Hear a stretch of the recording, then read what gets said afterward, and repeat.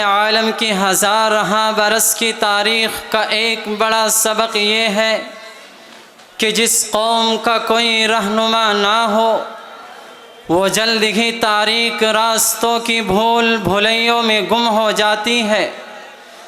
जिनकी गलतियों और कोताहियों की कोई निशानदही करने वाला ना हो तो उसके रोशन कारनामों पर पर्दा पड़ जाता है। और जिस जमात का अपने इमाम के साथ राबता मुनक़ति हो जाए उसके अमाल खैर भी बेसमर साबित होने लगते हैं।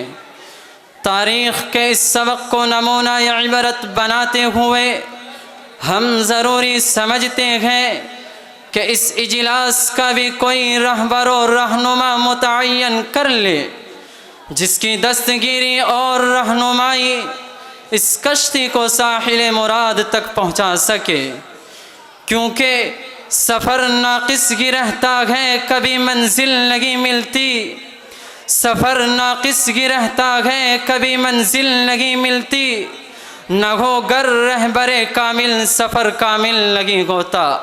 किसी ऐसे ही रहबर और रहनुमा की तलाश व इंतखाब के लिए मैं आवाज़ दे रहा हूँ मौलवी अब्दुल माजिद को कि वो आए और तहरीक सदारत पेश करे।